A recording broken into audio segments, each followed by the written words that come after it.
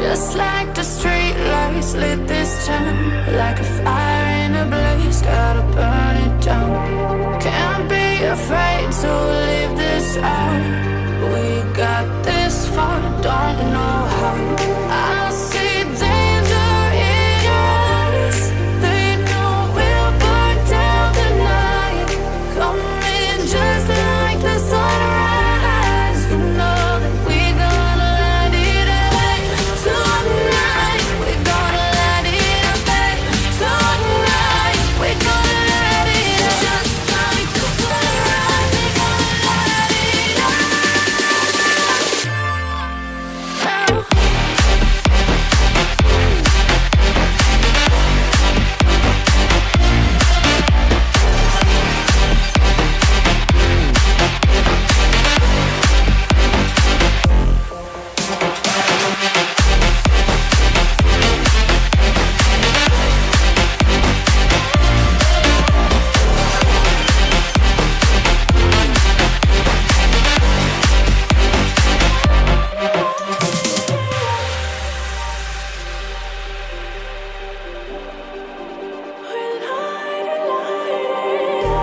Just like a spark that's breaking out. Can't make a stop, can't turn back now. We know that there's no room for doubt. No, we can't turn back now. I see danger in your eyes. They know we'll burn down the night. Coming just like the sunrise. You know that we gonna light it up tonight. We gonna light it up tonight. We gonna light it up just like the sunrise. We gonna light it up now.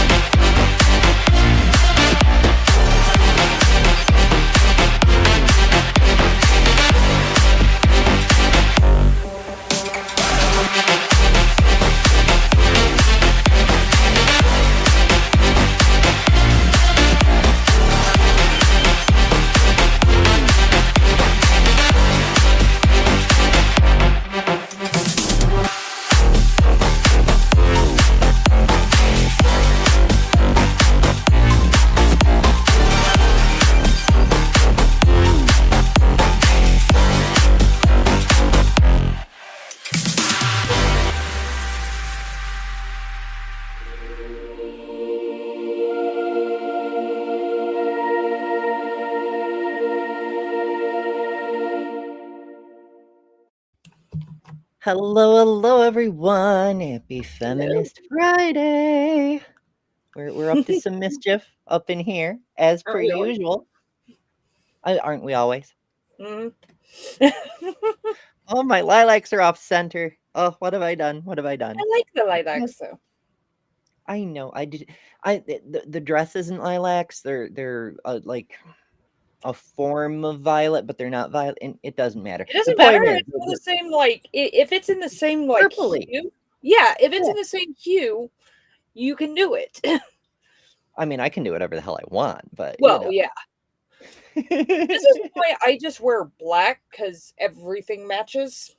I never have to well, worry. what's really fun is with this particular hat, because I'm up against the void, you can't even see the hat really. So it's I'm just kind of gonna have to show my mom that hat too. it's a halo of flowers. Right. Lil's mom made me fucking cry yesterday. Oh, Yeah. right. So Lil just sends me a random message. My mom just asked me, "Is Ember the one in the hat? She's such a beautiful sweetheart." And I'm like, "Oh." Yeah. She's I love my mom to death. She's a little crazy, but she's awesome. I mean, So I was aren't we just all like, a little oh, I'm gonna crazy? yeah, I was like, You oh my god, I've got to go tell Ember what she just said. And she likes hats because she is the kind of person that I think she would look good in hats, but she's like, I can't wear hats. So she is like very envious of anybody who can wear a hat and wear it well. She's like, I I love mean, her hats. anybody can wear a hat. It's just a matter of finding a hat that works Mhm. for you and what you're wearing and such.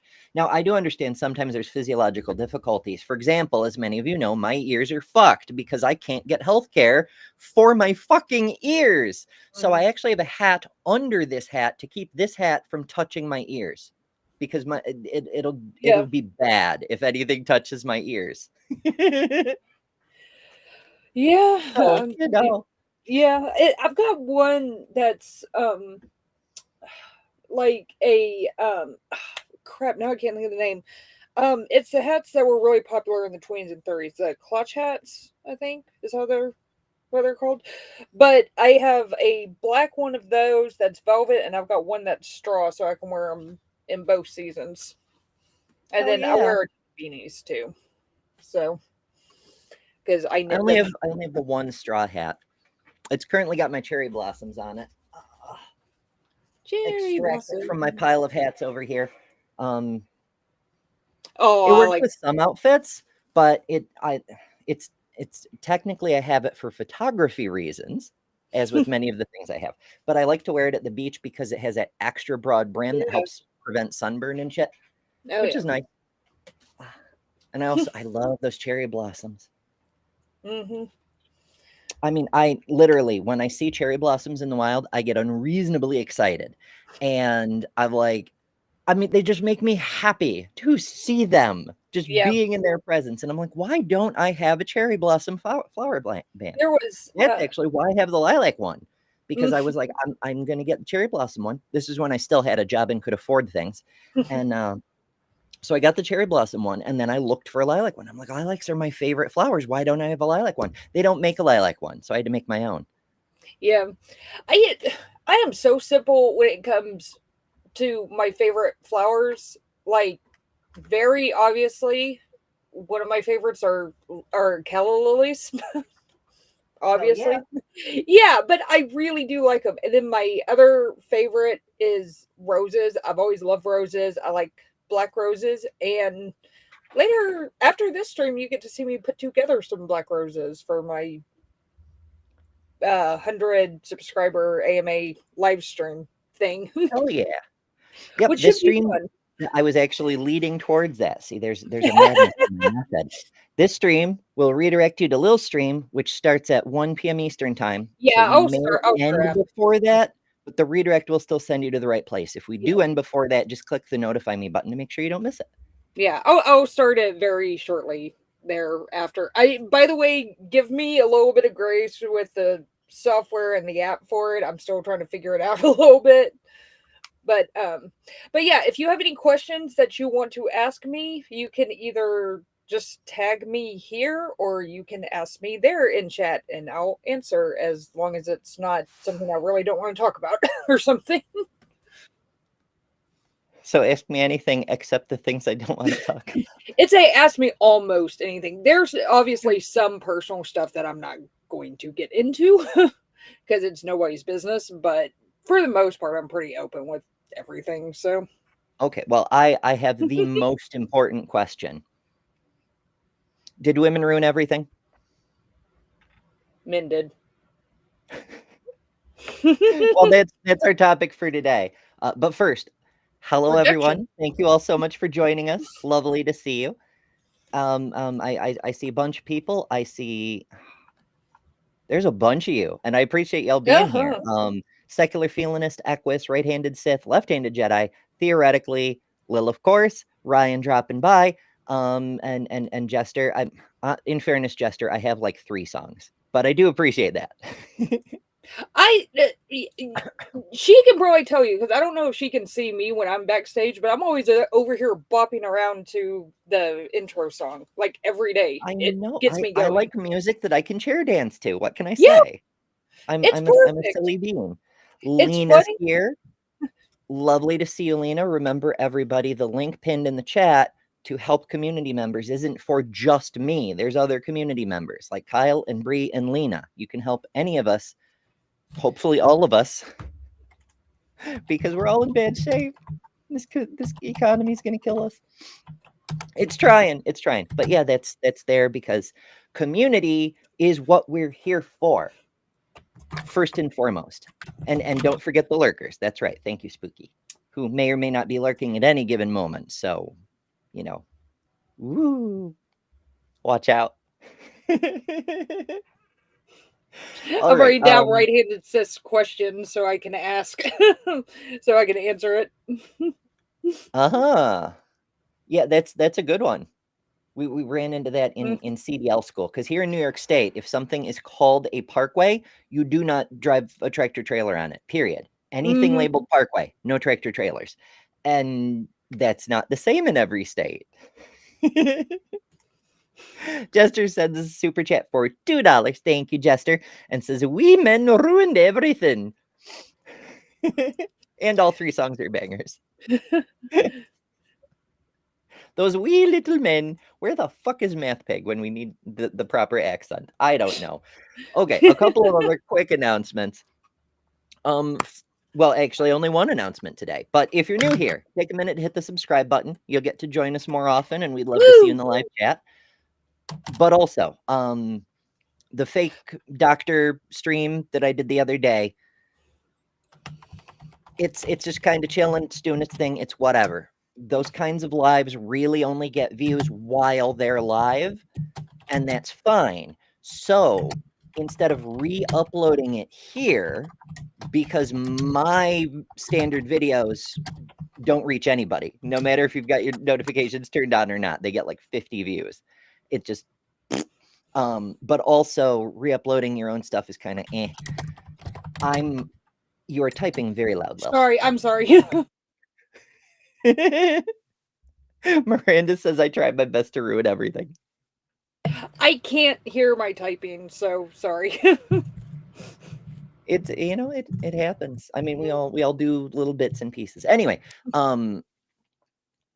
the pseudoscience conspiracy theory masquerading as continuing medical education show, I'm re-uploading over on Transpositive News on that channel as a regular video. It's labeled as a mirror from the Transfactual show, but it's just a regular video, even though it was filmed in vertical format.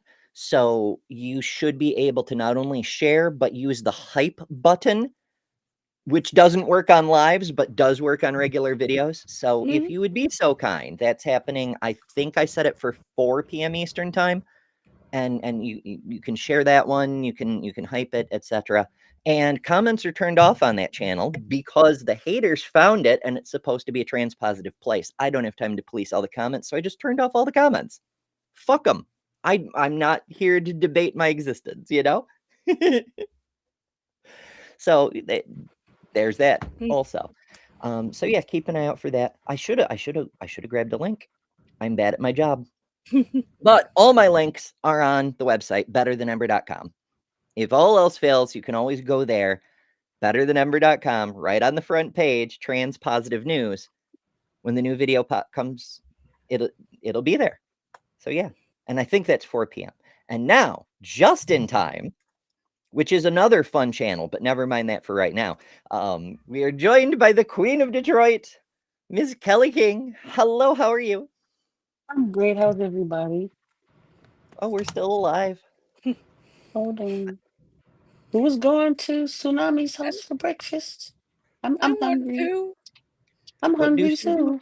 too. Somebody said they're going to Tsunami's house for breakfast. That's what I just read. Yeah, Miss Williams. apparently she made cinnamon rolls and bacon. Oh, yeah, I'll cinnamon be rolls over. and bacon. Ooh, damn it. I just had breakfast. I always make sure to eat before the show, and now I'm hungry again. Like, Damn I it. could, yeah, like breakfast food, though, is like my all-time favorite. Like, I could not get sick of breakfast food, especially Yes. because there's like so much variety. Like, if you want something like savory, you can do that. If you want something sweet, you can do that too. If can do both. say you love me, take me to brunch with mimosas. Oh yeah. That means you love me. I get unreasonably excited about mimosas too. Yeah, last time I had mimosa, I think it was like New Year's Day, And I did not realize.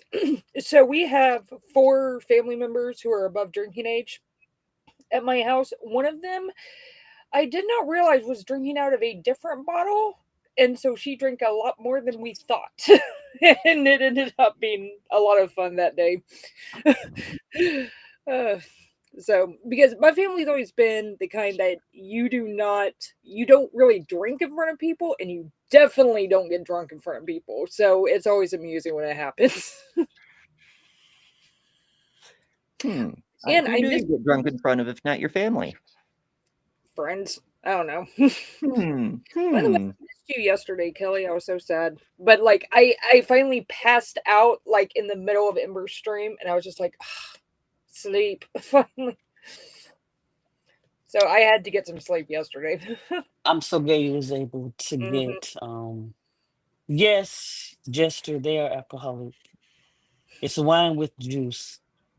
Hmm. Like a not really a wine, more like a Champagne, I technically. yeah, champagne, Yeah, yeah. yeah, we do I champagne and orange juice.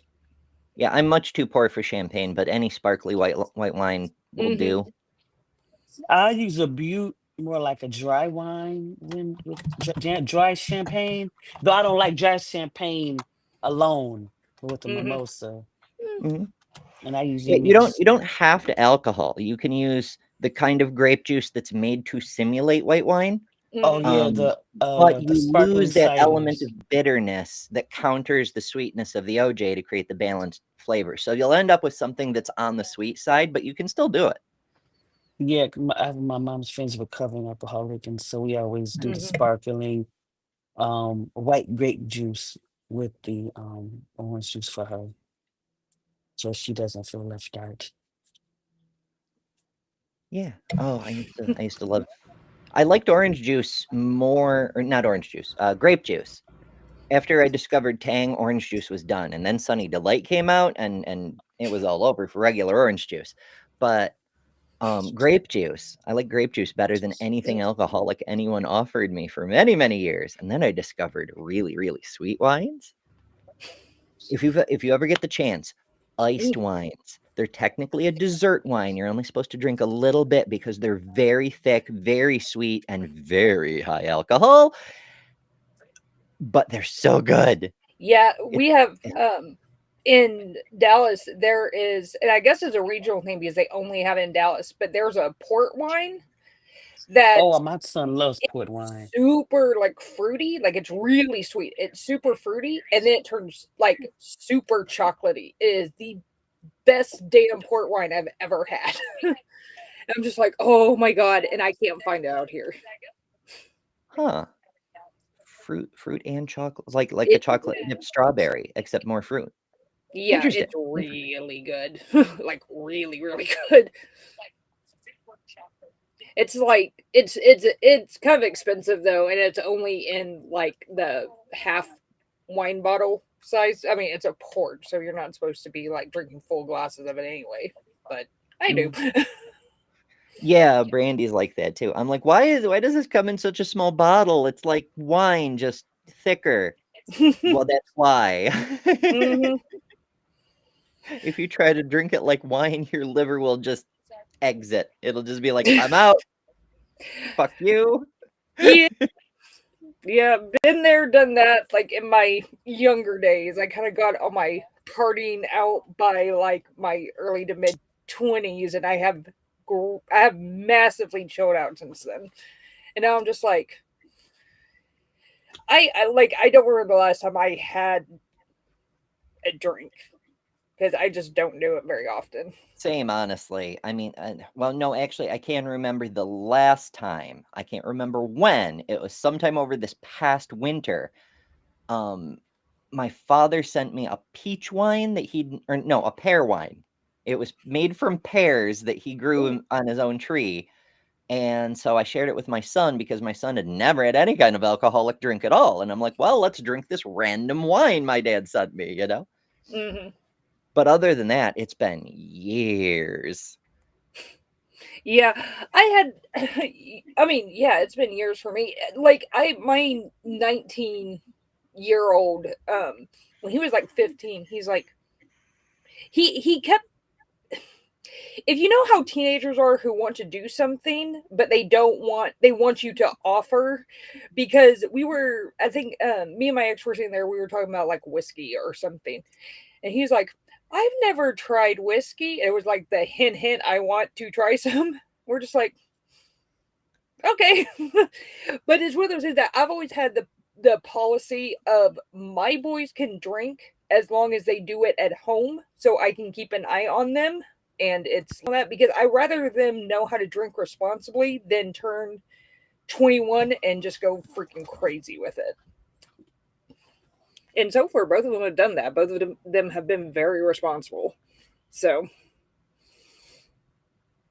Well, yeah. I mean, sometimes there is no single successful approach, but Yeah. education is generally better than good luck. yeah, which was kind of like my approach. It's like the same thing when I taught my boys sex ed, because I knew that their school was not going to do it. And I'm like, look, this is what you need to know. This is why you need to know it. This is what can happen. This is what's not going to happen, X, Y, and Z, because I rather them have the information than walk into something that they don't know what they're walking into, or think they know what they're walking into, but they really don't. I think that's generally true of sex ed also. Like, Yeah. you can give them It is. some information and they may think they know what they're walking into, but they don't. You're muted, Kelly. Yeah, I just realized that because somebody said it was echoing. I don't know if it was me or not, so I just muted myself just in case. But anyway, so I my chain of thought. Man, that's quick. That's crazy. I just lost my train of thought. I'll be right back when I think about it. It's all good. It happens to everybody from time to time. Yeah. Kip says we tried the whole drink at home thing with our boys. That did not Oh, work. Also, the thank pandemic you. also completely fucked everything up for our best parenting intentions, which is You fair. just helped me. Yeah. Remember. Yeah. I mean, it worked for me and my boys. I mean, and obviously, like, yeah, like my boys are not a monolith. Like, it's not going to work for everybody. But I mean, and yeah, my oldest one has gotten a little crazy with it occasionally, but nothing like, they haven't gone the direction that I did when I turned 21. So, My mother, I remember what I was about to say. My mother was a teacher. And she taught some of the classes she taught was sex education. So at a young age, I was very knowledgeable of things that many kids my age was not. And one thing she did not play with is terminology and things like that. You know, little kitty names, use those exact names and exact things. And we knew the anatomy and what it was used for and things like that. yeah. And yeah, I mean, that's because, of course, when I was growing up, I had no sex ed except for the fact that they did the typical, like my school did the typical Christian sex ed thing of, if you have sex, you are going to die. Like, no ands, ifs, or buts. You are going to die. Period. It'll if you have fall sex. off. Yeah, I'm not kidding. That's seriously like the No, I've kind of heard people shit say they that. said. Yeah. And I was I'm just like, have like, you ever had sex, ma'am? no I don't think kidding. you know how this works. And I mean, that's part of why I took the approach with my boys that I did, is that more information and knowing what to expect is always better, because I was forced into, or I was walked into situations that I had no stinking idea about, that I wish I would have had a better understanding of. This is what can happen, this is what cannot happen, X, Y, and Z. So, yeah. Christian education sucks, especially in school. I mean, it's abysmal for sex ed by design, but it sucks for everything else too. Like, Yeah. you know, Oh, how yeah. did humans get here? Yeah, private God school didn't farted learn and a evolution. pile of dirt came to Period. life, you know? Yeah. That's not helpful. That's anti-education. Yeah, Bestie, we had. you can't lie to children like that. Yeah, we had like a 2-hour like Discovery Institute egg presentation when I was like in 8th grade, and that was the extent of my um evolution education until I basically looked into it for myself to see what was going on. And I was just like, it's one of those things that it's like, it's hard to describe the amount of surprise when you learn that you have been lied to like that about, like, there is all this evidence for evolution, even though they're sitting there saying, oh, blah blah blah blah, it's just a theory, and then you find out it's wrong. It's just like, wait a second, what? I can think of a few other things that people might be lied to on a similar order of magnitude. Oh yeah. I mean, okay, so I never trusted authority, and my own recent history completely notwithstanding, going back years and years and years. Starting from kindergarten, they teach you the police are your friends. Always trust the police. And then when you have a real encounter with the police, they are not your friends. And it steers you so wrong. And on top of dealing with that traumatic situation of an authority figure with a gun blatantly breaking the law, and there's nothing you can do about it, and on top of that, the disillusionment of everything you've been told by every trusted authority figure shattering simultaneously, like, fuck. Yeah. So yeah, women ruin everything. Let's find out.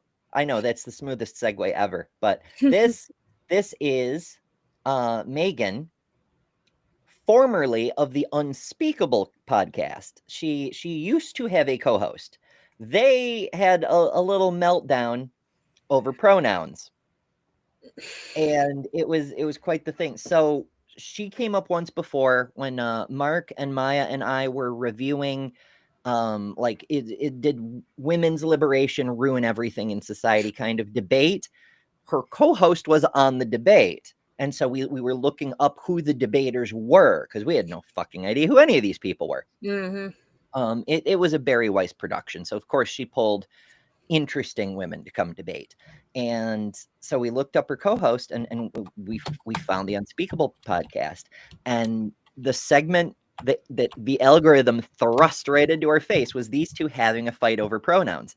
And Megan was the reasonable one. She's the less evil of the co-hosts. Amazing. Her position, to be clear, was I will just call people what they want to be called because I have other shit I want to talk about. She's like, I don't care what they think. If I'm talking to someone about the economy, I want to talk about the economy, not go off on a rabbit trail about fucking pronouns. And her co-host just blew the fuck up and was like, no, I will not let these fucking people tell me how I have to refer to blah, blah, blah, blah, blah, blah. It was messy. So yeah, Megan's the reasonable one. And she has a second wave feminist expert on her show today to tell us how modern women have betrayed second wave feminism and thereby ruined everything. Or something like that. What could possibly go wrong? I have a feeling I'm going to be a little yelly at this. Well, perhaps. All right, let's see what she's got to say, I suppose. But remember, Megan's the less evil one. I am your host, Megan Daum. Last week, an article was published in Compact magazine that got a lot of attention. It was called The Great Feminization, and it was written by Helen Andrews, who argued that the phenomenon we often call wokeness is an extension of feminine social norms into institutions that were historically male-dominated. And is there such a thing as feminine social norms? Like, is that a sentence that even makes sense? Not really. No. Like, oh, it's the women wanting things to be fair and equitable for everyone. Well, in that respect, kind of, yes. It was feminism pushing for fairness and equality for everyone that led to this cultural push to make things fair and equitable for everyone. Kind of, yes. But not the way she's phrasing it, you know? Mm-hmm. Other words, as women become more represented and even overrepresented in the workplace. Overrepresented. Oh my God. No. No. It makes me think of that study where do women talk too much, right? And the surveyors like put microphones on this Yeah. business meeting or whatever and found that if the women talked more than 25% of the time, the men thought women were dominating the conversation. Like the women had to talk less than 25% of the time for anybody to feel the women only had equal time. Mm-hmm. Wild. And elsewhere, the agreeableness and be kind ethos that often comes along with them becomes the default mode. Oh no, not a society where people are being kind. How are we going to be mean in a society where we're supposed to be kind? These women are ruining everything. Much like Yeah. secular violinist who sends a member chat, which Yeah. apparently says 2 months. It does. It does. I mean, like the But women thank you. who are nice and quiet and kind are not usually the ones who make history. Well, it depends. Yeah, mean- but I mean, especially for like especially women's rights, like with the suffrage movement, it was always the ones who were out there and being loud about the right to vote that ended up in the history books for it. Not Well, the I'm thinking of like Harriet Tubman, no, who yeah, she did stuff, but she was very, very quiet yeah, because if she got caught at what yeah. she was up That's coming a different yeah. I'm talking about like specifically like women's rights kind of stuff. The ones who one interesting thing where they were actually doing like what women quote unquote should be doing but still being like civilly disobedient was when in the 1800s when they were trying to get the temperance movement. I think it was in Kansas. There were a bunch of women that went and got in front of the saloon, knelt down and prayed for basically blocking the entrance so nobody could get in. And the only reason they could do that is because being quiet and praying was like something that women were allowed to do in public. But it's really interesting that the women who get this stuff done are the ones who do not, or like I said, specifically for like women's liberation, are the ones who do not sit down and take it. Oh, for sure. And we're gonna get Mhm. into that quite a bit more on Black Friday when we do a show about historical Black Friday for Feminist Friday, because there's a lot more to the early suffragette Mm. movement Oh than yeah. anybody's been told in schools. And Oh yeah. it's really interesting. So make Yeah. sure you're subscribed and join us for, I realize Black Friday is a couple of weeks away. So, you know, join us for a bunch of shows, but yeah, that one too. Helen thinks that amounts to a kind of socially engineered dysfunction that prioritizes emotional approaches over realistic, fact-based approaches and hinders productivity and slows innovation. So that's red pillism.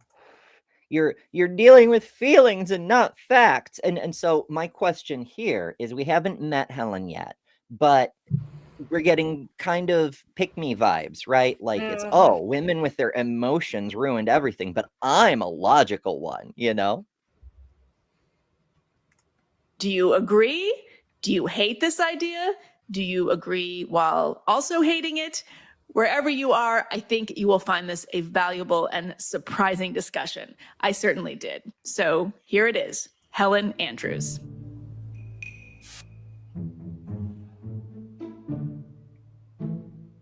Helen Andrews, welcome to the podcast. It's interesting. And I realize, everybody's got a different style and formula. And there is something to be said for recording your intro after you finish the interview, because then you can tease some of the stuff that happens in the interview. But it still strikes me as a little weird to tack a forward on after the fact. But maybe that's just me. I mean, I've been called a little weird from time to time. Yeah. Thanks for having me. It's been barely 24 hours since your piece, The Great Feminization, was published in Compact, and it's the talk of the internet. And is it? Because I hadn't heard about it until just now. Either. And I'm all over the news. Like, if it hits even like the front section of the newspaper, I usually know about it. Didn't hear a thing about this. Okay. The German magazine Compact has a significant right-wing to far-right bias that has been officially classified as a proven right-wing extremist publication by Germany's domestic intelligence agency. Which is probably why I haven't heard about it. Amazing. even more so, I think the talk of group texts everywhere. I had a couple that were blowing up yesterday. I read the piece with great interest because, as many of my listeners probably know, I've been talking about this phenomenon for many years.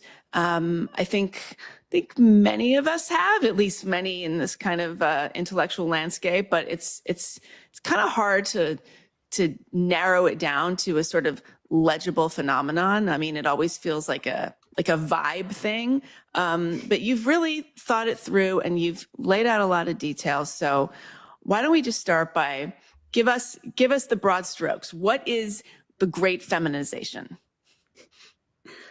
Well, it started with the puzzle that faced a lot of us in the summer of 2020 of what is going on. Why? Oh, you mean BLM? That's what she means, right? Because the summer of 2020, remember the March for Women and the March for Science were shortly after the inauguration. The summer of 2020, when the lockdowns were happening, that was George Floyd times, right? So that's what she's alluding to. Jester says both of their hair is why. I do have to say, in fairness, their hair for both of them is their best feature. It's a little poofy. Where did the Great Awakening come from? And I think that's a question that's going to be studied by historians centuries hence. You know, the same way that we look back at the Salem witch trials and try and figure out what caused that eruption of mass insanity, people are going to be looking at the summer of Floyd and trying to figure out what... To her credit, at least she said Floyd instead of just alluding to wokeness in a very vague way. Like, you just said it, bestie. That's the cause. That's the spark that lit the keg and blew up the dynamite and all of those analogies. You know, that's the thing. You solved it. Good job. Why did everybody go so crazy all at one time? And there are a lot of different theories that people have put out there for why wokeness arose when it did. Some people said it was a post-Obama hangover, that we thought we were going to sort of solve identity politics, and then we didn't. And so frustration with that caused everybody to go crazy. And other people posited different theories, social media, whatever. And then in 2019, I read an article that posited a much simpler theory, which is that wokeness equals feminization. Okay, two thoughts. First, this article that she read was in 2019. Mm-hmm. So how could it have any bearing on 2020's events? But also, her fame, as such as it is, comes from proposing this idea that wokeness equals feminization. And in the first couple minutes, she's outright saying, I read this article that proposed this idea. So she's just parroting shit from 6 years ago. What a profound thinker to repeat something you read 6 years ago. Mm-hmm. Unfinished talk reminds us, don't diss wokeness. Like and share the stream instead. It's good advice for everybody. Mm-hmm. Very good. That is the reason why institutions go woke.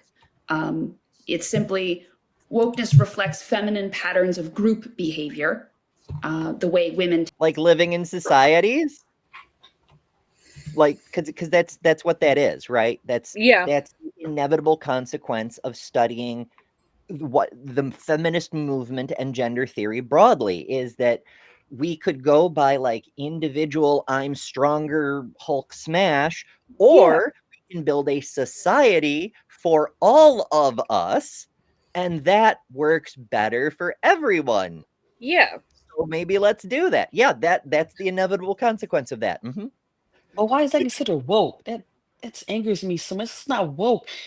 Everybody having equal rights Yeah. and diversity is not woke. It's just being fair. Yeah. That's I mean, just this woke term is crazy. Well, I mean, they only say it because they dog whistle. It's not a dog whistle, I know, but I don't have a dog whistle, and you can hear this. Details. It's a prop, folks. Relax. tend to interact with each other, using exclusion and ostracism as a tool of social control. So basically, any aspect of wokeness you can identify or pick out, you can find reflected in differences between men and women. So don't break your brain trying to figure out why did wokeness occur. Don't think, people. By all means, for the love of zombie jeebus, do not think. It's bad for your health. And goddamn, well, you know what? I was going to do this anyway, so I'll just fix the gravity thing while I do this. I have a problem with this stuff being normalized across the spectrum, and specifically, like, why push this on kids? Why introduce this to kids? I am a depraved wretch. I am a great sinner. I'm a worm, completely undeserving of any love or any grace. I'm nothing. I'm nothing. You're incapable of being a good person. You're an evil person. You're a terrible person. At the core fabric of who you are. That's why we need laws. We need laws because we're bad people. All of us are bad people. You can't spell Pride Month without demon. PRIDEMONTH. If we don't know who the women are, because they are just people, then we won't be able to pull the women up to equality with men. We have to try to limit the harm. And that means reducing or keeping down the number of people who transition. And that's for two reasons. One of them is that every one of those people is a person who's been damaged. But the second one is every one of those people is basically, a huge problem to a sane world. Transgenderism must be eradicated. The LGBT, transgender, grooming our children's minds is a national security threat. We need to hold people for treason, start having some public hearings, and start executing people. I will use whatever gives me victory. I don't care about the truth, and I don't care about the law. I care about one thing, the control. But then they rigged the election, and now we won, so I'm going to be your president. Then what happened is they rigged the election, and I became president, so that was a good thing. I agreed with many, many things you said during, in fact, probably more than most other candidates when you were running for president, but I still would not have voted for you because you're an Indian. I just want to say I feel good about the Republican Party. I feel good about where we're going as a nation. We're killing all the right people and we're cutting your taxes. It was actually a tremendous blessing to these children for them to be killed and go to heaven and be with God. We've been hoodwinked. We've been taken in by an ideology crafted by creeps and then pushed on children. Stop letting people pressure you into thinking. I want to be ignorant, honestly. Being a Christian doesn't exclude us from experiencing spiritual dryness. We're bad people. All of us are bad people. I mean, Ruslan's not wrong. They're all bad people. Yeah. I don't see how anybody even remotely reasonable could look at that and be like, oh, holy crap, they're awesome. Like, no, they are very obviously terrible freaking people. But don't let people pressure you into thinking. No. This is all tied together, folks. This is all of that is the inevitable consequence of all of this. It's really very simple. It's just wherever there are enough women or a high enough share of women within an institution, you will get wokeness. It is as simple as that. And that seemed really elegant to me and seemed if you have too many women, you'll get wokeness. This is why we can't let women vote, folks, because wokeness will happen and everyone will have rights. And what will the world become? If police can't just murder black people for being black in public, what will the world become? Does she have self-hatred for herself? I'm not don't know saying that it's necessarily self-hatred. With pick-meism, it's usually this sort of, if I can convince the powerful men that I would be a useful tool, then I will be protected by the powerful men from the inevitable consequences of the thing I'm advocating for, which hurts me and people like me, but serves the powerful men. It's weirdly, it's like that fight, flight, freeze, or fawn thing. A person faced with a crisis, the civilization is coming to destroy me personally. They fawn. You lick the boots of the stormtrooper, and maybe he won't kill you while he kills everyone else. Maybe. But that's where that comes from. It's just the fawn response, intellectualized. Jester sends us a $2 super chat. Thank you, Jester. My accent went wonky for a moment. Clearly, I need more coffee. Jester says, and if you are experiencing spiritual dryness, which leads us to our sponsor partner person thing. Nouns. And there it is. Hey folks, I've been working hard on my health, and so far I've lost over 140 pounds.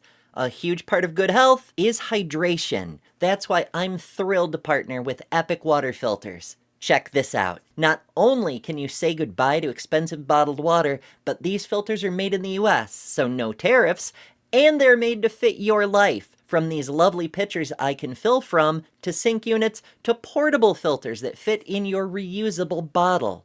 With Epic, I can refill from nature's water sources and not have to worry about bacteria and whatnot. But also, send back a used filter to be responsibly recycled, and they'll send you a free replacement, saving you and the earth even more. Want to save a ton of money, be healthier, and build a better world? Head to epicwaterfilters.com and enter code EMBER15 at checkout for 15% off. Don't settle for random water. Upgrade to Epic. Hell yeah, I was wondering how I was going to get that in, and then Jester just asked for it, so hooray. Yes, indeed, Sapphire, it was an epic segue. I do love the puns. I love it so much. Miranda also sent us a super chat for $10. Thank you, Miranda. And says, wait, is this woman supposed to be a feminist? She claims so. I have my suspicions, but she says that her views, and she'll get into it more a little bit later, are derived from second wave feminism, which you may recall, first wave feminism was rights for women, but not black women. Second wave was okay black women, but not lesbians. And third wave was okay lesbians and also sexual revolution. Like, yay, we've got birth control now. And then fourth wave is all women. Damn it. All the fucking women. Those are the waves. She says she's second wave. So black women are okay, but those queers need to stay the hell out of our sports teams. Mm-hmm. Like, one thing I've never understood is how, not the people who are pushing this, but the people who just swallow it and are just like, okay, how do they not understand that what people are looking for are equal rights, not special rights? Well, there's a few different perspectives on that. Mostly it's apologists just straight up lying to people. Yeah. But there is a fear that if you lose your special rights, like your rights are no longer special. Like straights are the only ones who can get married, right? If you allow marriage equality and now anybody can get married, then your rights are no longer special. So it's the projection kind of thing. It's saying these people want special rights. No, you think they're special rights because only you have them. They should be equal rights, you know? Yeah, it's just people. Yeah, people are crazy. People can't think. Like, I don't know where the hell critical thinking went. Because but that's the whole right-wing paradigm is don't think, do as you're told. That is the entire right wing, you know? Yeah. Boiled down to one sentence. Tsumami says, Black women are okay to her, but not if they voice the fact that their lives matter. That's right. You should be willing to abrogate your own right to live to make a white dude richer. Because that's capitalism. That's the whole plan of capitalism boiled down to a single sentence. Your life for his wealth. That's how that works. To reflect the facts as far as I can see them. Tellingly, this piece was published by an anonymous writer, or at least somebody who only calls her, or I suppose himself, J. Stone. What do you know about this piece and this author? Absolutely nothing. Why would she look into the thing that she's quoting?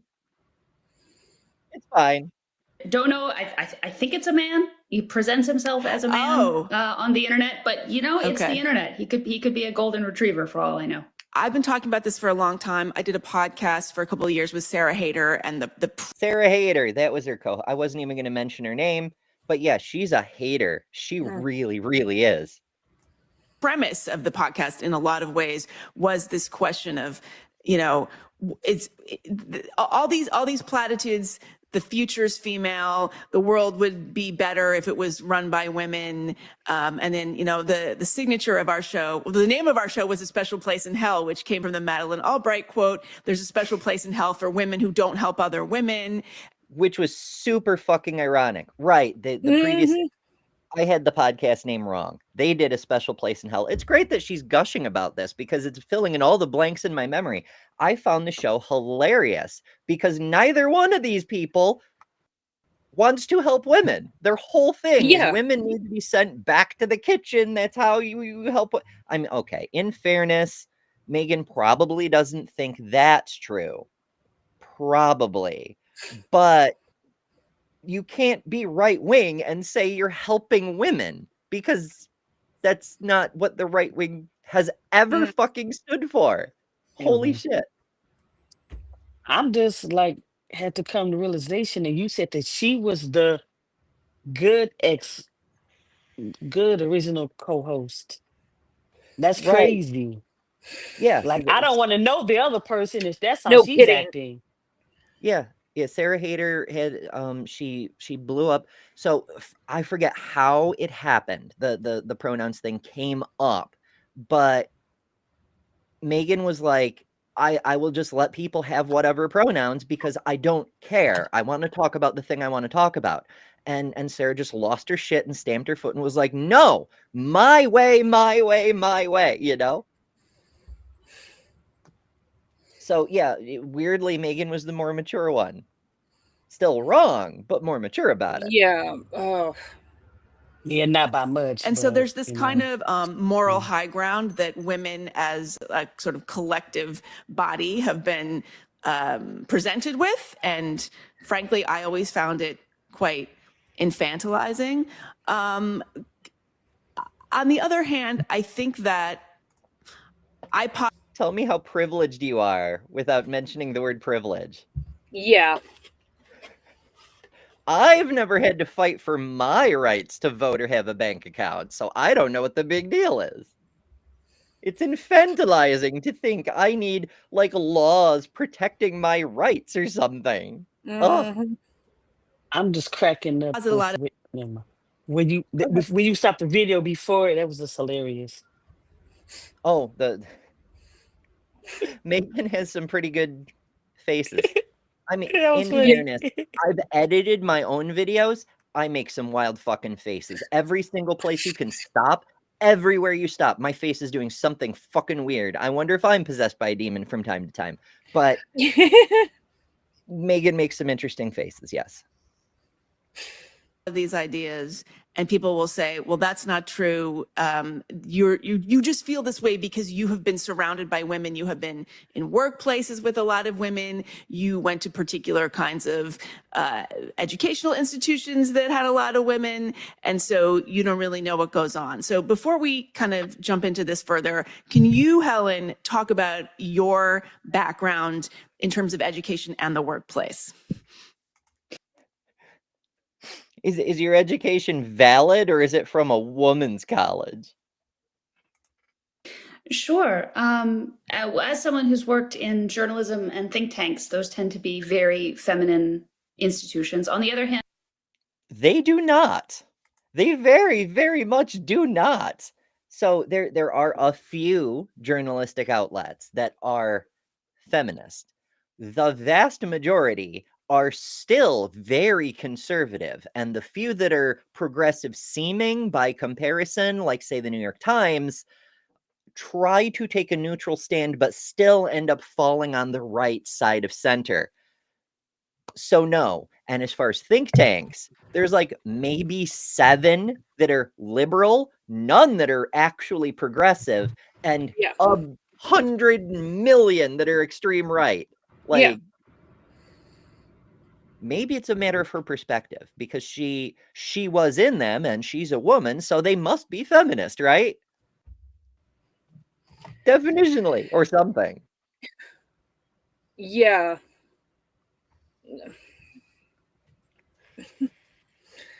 And I've also spent my career in the right, or conservatism, which tends to be quite male. So I've worked in both. I've been in all female or predominantly female offices and in predominantly male offices.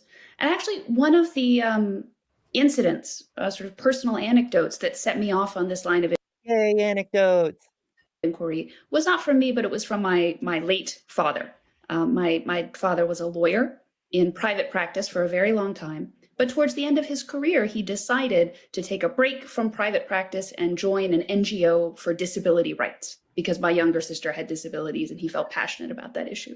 So that's what he did. He left private practice behind and joined this disability rights NGO as their legal director. How fucking woke. Disabled people with rights. That's like, if you're going to give women rights, why not give disabled people rights? What the fuck? How? Next thing you know, they'll be having marches over that. Oh, wait, we did that too, didn't we?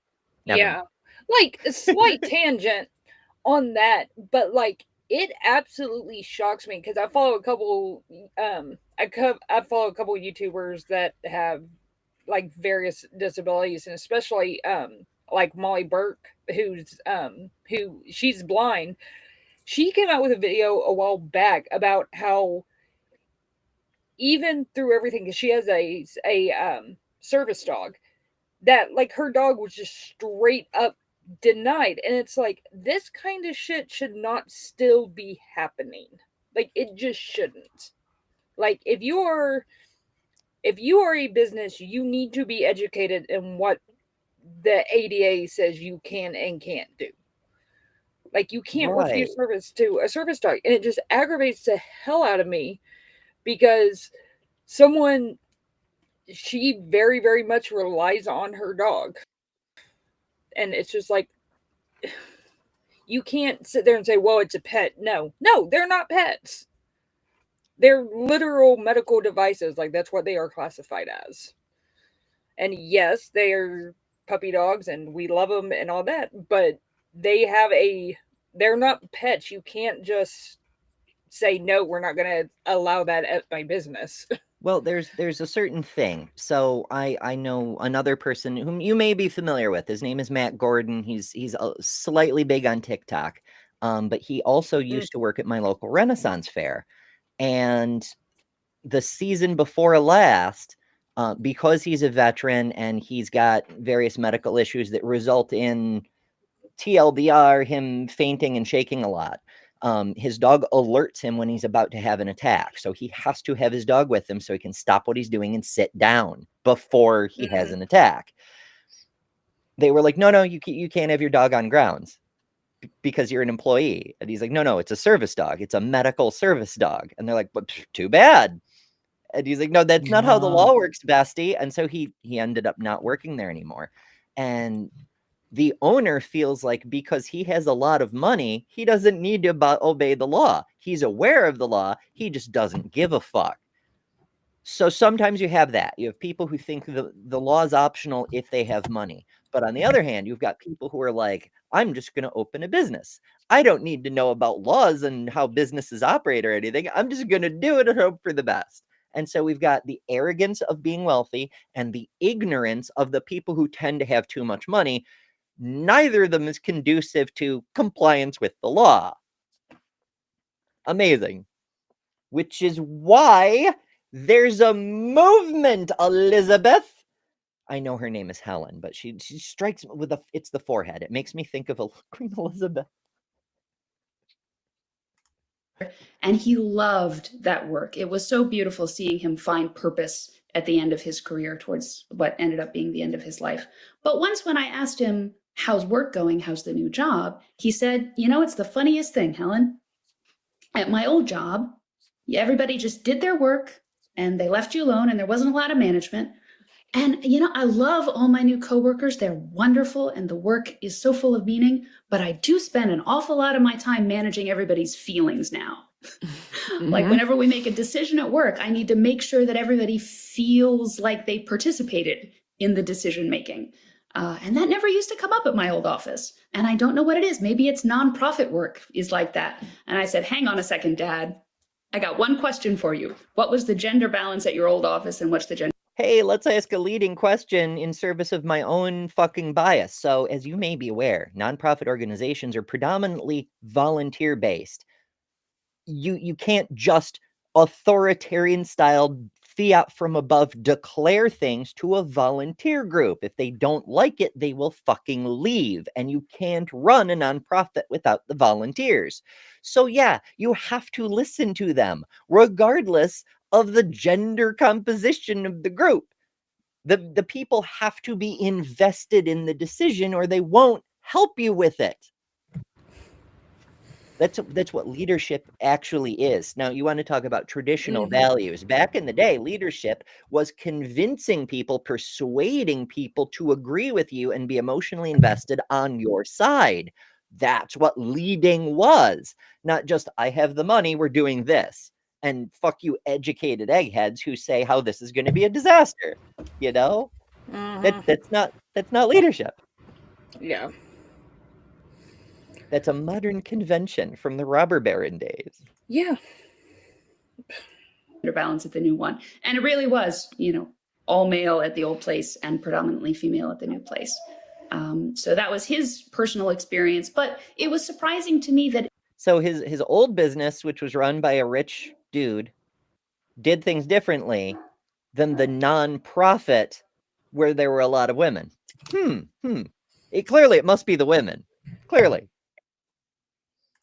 It wasn't instantly obvious to him why he had to spend so much time managing people's feelings at the new job. That it was obviously because they were ladies. So I think for a lot of us, we kind of tend to have blinders on and not see. First of all, not see, but also using confirmation bias like that and then accusing other people of having blinders on. Like, oh, well, I have this hypothesis that it's all because women are horrible and can't focus unless we talk about your feelings for half an hour. And then she says, well, there's women. So clearly that's why. This is the same thing we keep talking about. Monocausa taxophilia. It's the same thing driving flat earthers and young earth creationists and all this shit. It's here's a complex situation. I want a single, simple cause, regardless of what's true, as long as it's easy. I prefer that one, Yeah.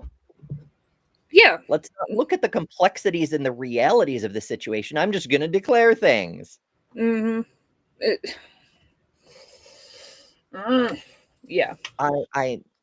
John says, oh, Ember, please sit down. I am sitting. I'm in a chair. If I stand, then you look at my belly. Like, I need to get one of those. I need to get one of those desks that you can move up and down. That way, like, I can stand up when I want to. I know, that would be so neat. Luxander has one, and I'm so envious because, like, I do enjoy sitting, but also, I mean, can you imagine how much more exercise I could get if I could put my treadmill at my desk and, like, I'd have to go at a slower pace Oh, than I no. normally use my treadmill at, but I could, like, have it at a low speed and just keep doing it all day long. John says, I stand corrected. That gender dynamics are at the bottom of a lot of these differences between workplaces.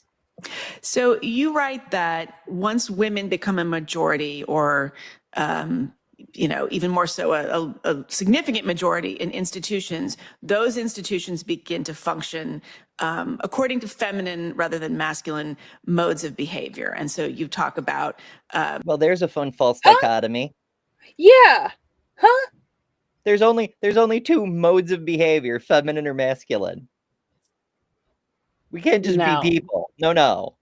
It's one or the other, folks. Now I'm going to say this. I work in a blue collar job, the automotive industry. And many times I get so angry working with men because they can be some of the most laziest. The younger ones, I'm like, how am I doing this job and you run out of breath and you 31 and I'm 50? Mm-hmm. I don't understand it. So it have nothing to do, and us women being our late 40s, early 50s, running around circles around some of these young people. So I mean, I get that. Like before all the bad medical shit started happening, I would take my kids on adventures. We'd go to waterfalls or hike up mountains and that sort of stuff.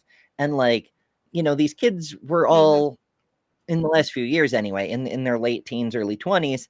And I at the time a heavy smoker, would outpace them. Like we'd go a mile and a half and then be like, we need a rest. And I'm like, why are you so weak? I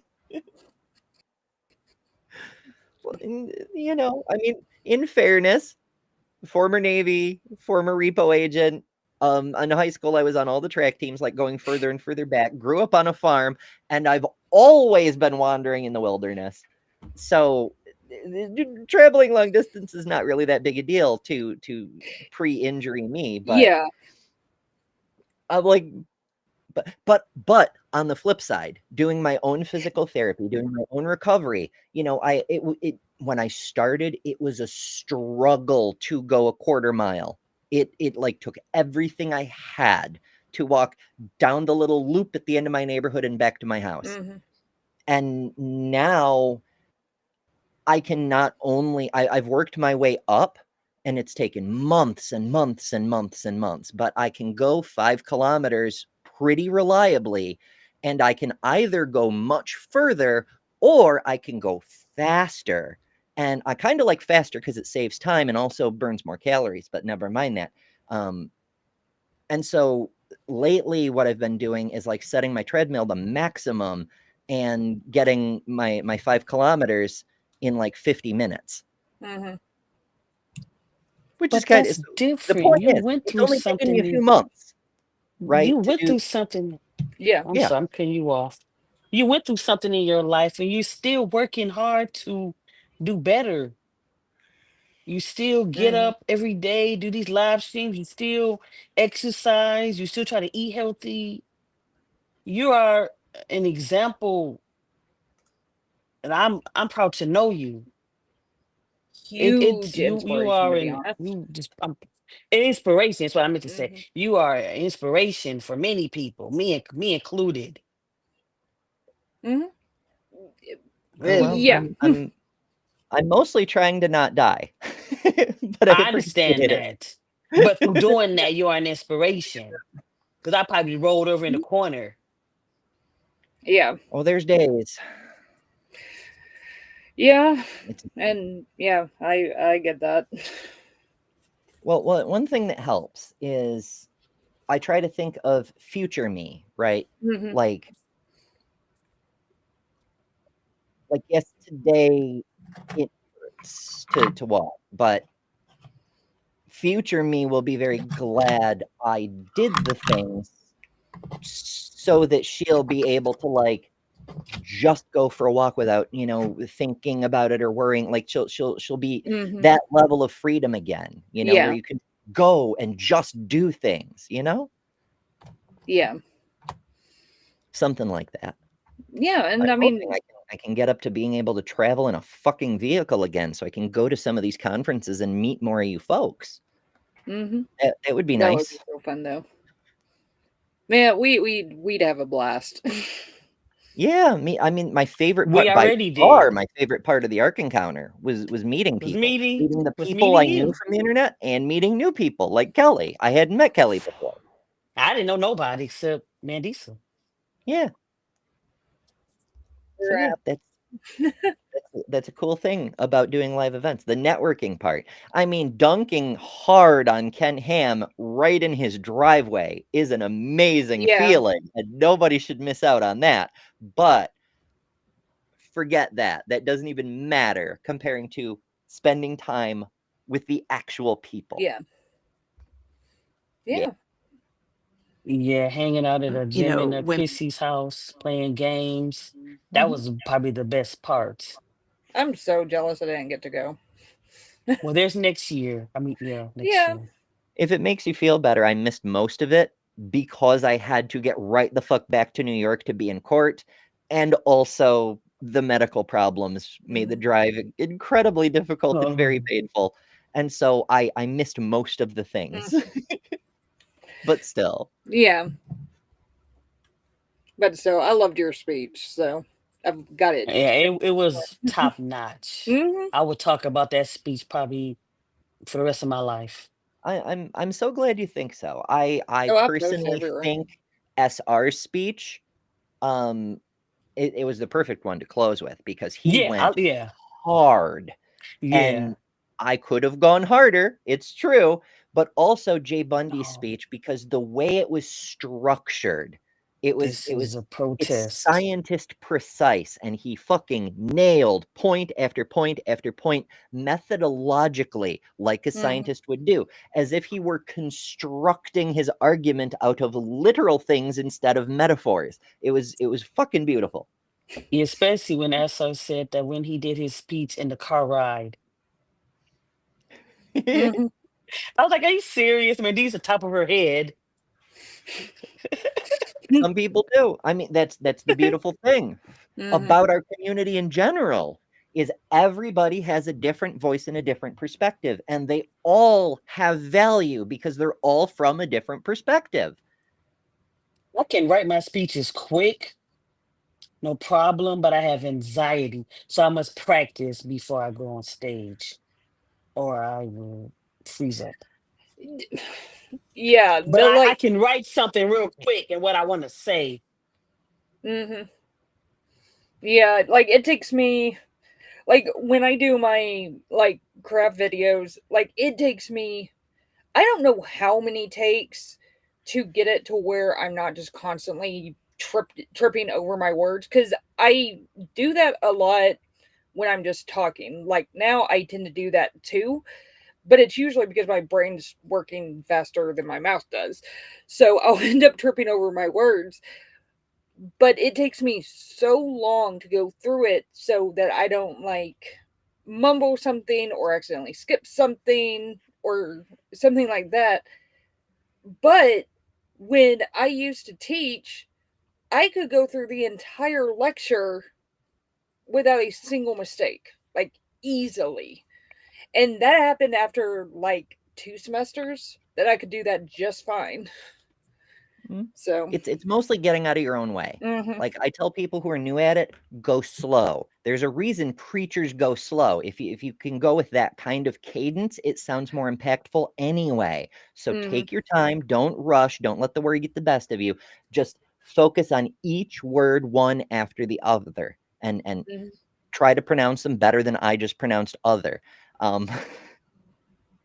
And don't be afraid to laugh at yourself. Like if you screw up, like I will occasionally dyslexic a couple words and then I'll go live broadcasting and then just go on, you know? It's fine. And once you get past your own reactions, then it becomes easier and you can start to pick up speed and you can start to insert extra ideas on the fly and all sorts of interesting, fun things.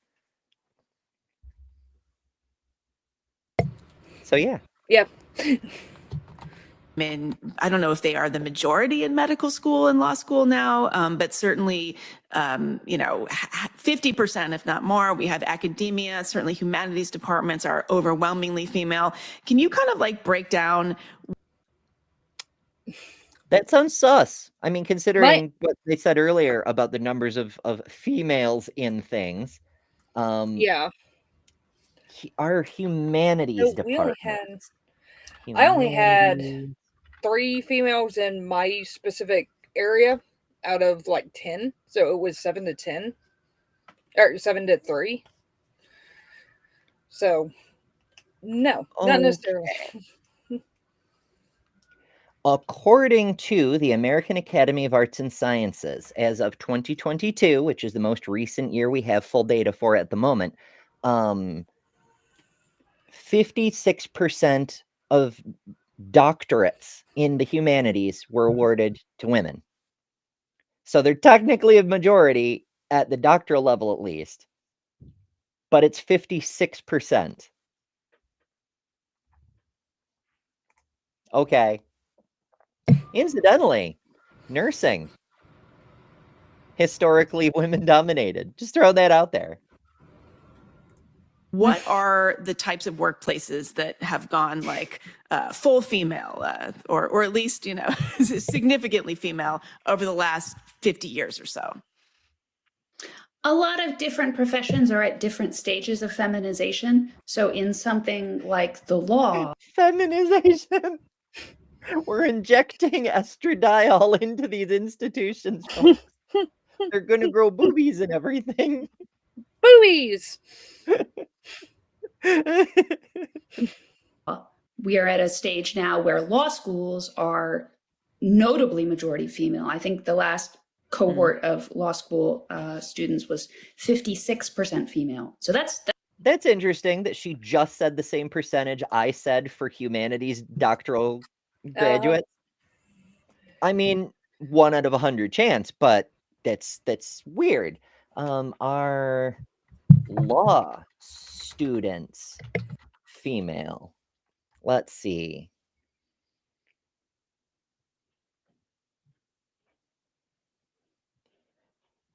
Okay. According to quick Google search, women have made up the majority of law school students since 2016, and the gap is growing each year. But it doesn't provide statistics. It just says the thing. I'm not finding anything. Okay.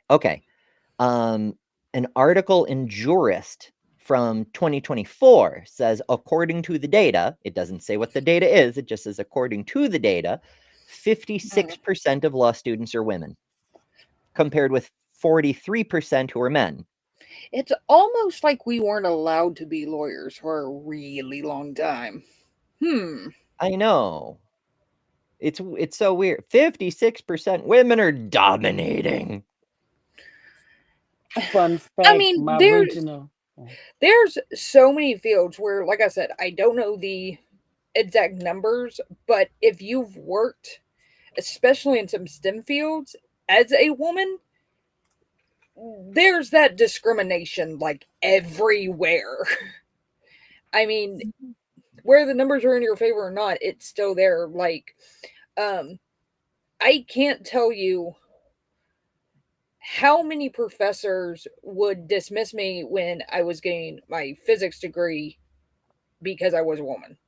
Like, they would almost always pick someone else who happened to be a guy over me, even though I'm like, I really want to work on this. Like, this is what I want to do. And it's like, no. And that's honestly probably part of the reason I ended up going into history, because at least my history department was a lot more welcoming. Fun fact, That's my awesome. original field Mhm. was to be a lawyer, and I went through pre-law, but because trying to start a family and me putting my partner first, I settled for an Mhm. associate in criminal justice where I became a probation officer. Mhm. That's I have a similar thing. Yeah. So as many of you know, in throughout the 20 aughts, I just kept gathering degrees because the alternative was start paying on student loans, and I couldn't afford to. So I'm like, if I stay in school, I don't have to pay a bet, right? So I just kept racking up Yeah. degrees, and they ended up not being very useful. For example, physics. With a Mhm. physics degree, I either have to move or become a nuclear technician at the local power plant. Mhm. Neither one really a very good option. One of them I couldn't even do because I was still married at the time, and my partner refused to move away from her mother. So Mhm. what am I going to do, right? Yeah. I mean, I suppose I could have taught physics at the community college or something, but whatever, not Yeah. important. Finally, I got a bug in my bonnet about justice. And I was like, it was all the cases that were going by, like the Innocence Project, all these innocent Mhm. people in prison for life or on death row who very much did not do it, but because of discrimination and biases and corrupt cops and district attorneys and all this shit, so many innocent people in prison. And I'm like, this Mhm. is so fucked up. I want to do something about it. And that's a thing I can do something about in my area. So I started a pre-law program. I finished the pre-law program, and I got accepted for fucking Harvard for my actual law school, the post-grad work. And that's when I found out there's a cap on student loans. Not that you can go to Harvard on student loans, because there's a cap on student loans. It's $250,000, incidentally. And Mm. I couldn't afford to go to Harvard. I couldn't afford to do anything else. I was out of Mhm. student loans. So even if Yeah. I'd gotten into a community college version of a law school, not a chance. So I ended up with a bachelor's in criminal justice administration, but I did finish the pre-law program. I just never Mm. actually got to do the law program thing, which is a damn shame because you may have noticed I'm kind of good at arguing. Yeah. Just a little bit. Very much so. Mhm. At least you Yeah. got your bachelor's. I only got my associates, so yeah, go figure. Yeah, but Yeah. again, it's another fucking, I mean, because I have the administration part, I was able to use it for Yeah. certain management positions, like when I was operations manager of the repo company, because Mhm. there's the administration side of that degree. Yeah. But the criminal justice side, what am I going to do? Be a cop? I'm not going Yeah. to be a fucking cop. Fuck No. that. No. No. I mean, yeah. People are like, go be a prison guard. I'm like, I mean, no, that's Bessie. We're yeah, not doing that either. and that's part of the reason why, like, I swapped from physics to history is because in my field you can still get a really good, really nice paying job with just a master's. You don't necessarily need the doctorate, but everything that I wanted to do in physics was going to require me to have a doctorate, which was even more years of school. I had 2 boys to raise, and I just couldn't make that kind of commitment. It's, So I I ended was up going into history instead. I was working on getting a robotics degree, which my company helped pay for those classes. Mhm. Well, there's the new company that bought it out and stuff like that a few years ago no longer covers that program. So I have Mm. like a year left before I technically could have my bachelor's in robotics, but yeah, that won't happen. I mean, robotics is fun. I'm just cackling. Our I'm just chat trying to get more money. our chat is fucking amazing. So Subavi Yeah. says, I got a bachelor's. Jester says, a bachelor's in what? Subavi says, yo mama, which of course always gets me because that's the best. And then Equus says, I struggle to get my thesis done.